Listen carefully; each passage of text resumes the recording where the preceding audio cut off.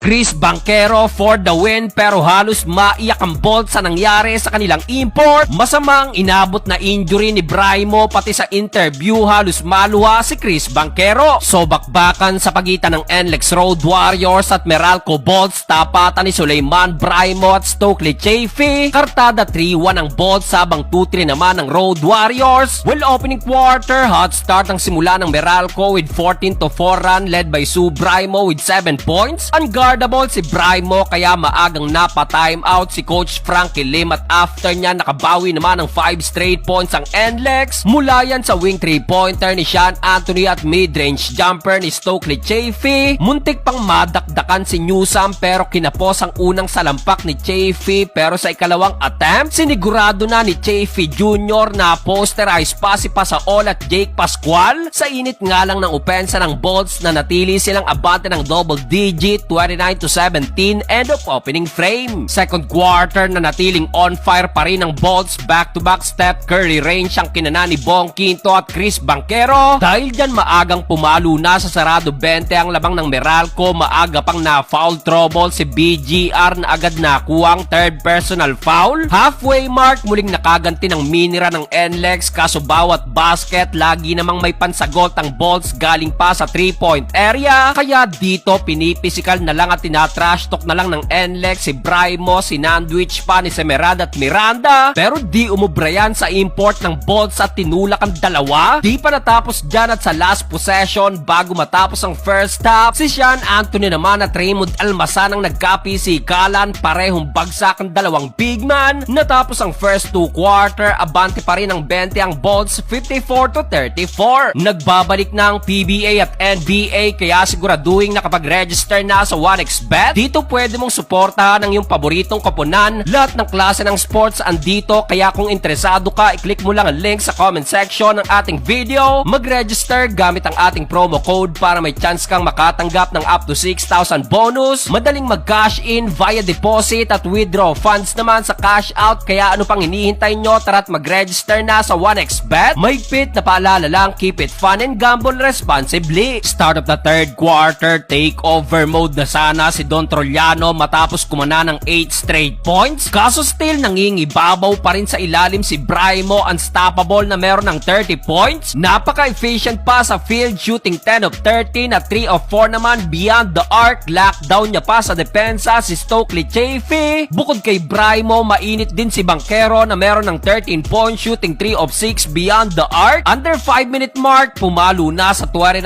points ang lamang ng Bolts, 77-48. Nakabawi na lang ang NLEX down the stretch at muling naibabayan sa 20, 82-62. Fourth and final quarter, despite na gumraduate na itong si Brandon Rosser at Anthony Semerad, dito pa nakagawa ng matinding run ng NLEX under 3-minute mark. Baba na lang yan sa 7, 90-83. Nakakagulat pat na injury itong si Braimo. Mukhang may nagpop sa Achilles ng import at sa reaksyon ng Bolts mukhang di magandang natamong injury ni Braimo na binuhat na padiretsong dugout. Kaya dito nagtuloy-tuloy pang run ng NLEX. Wala ng isang minuto, Don Trollano kumana pa ng top of the key 3-pointer. Dahil dyan tabla na ang talaan sa all 94, pero Chris Banchero pinatahimik ang NLEX sa kanyang floater. Sa uli, sayang ang comeback ng NLEX. Panalo pa rin ang Bolts 97-94. Prayers para kay Sulaiman Braimo. Halos maluha pa si Banchero sa kanyang post-game interview.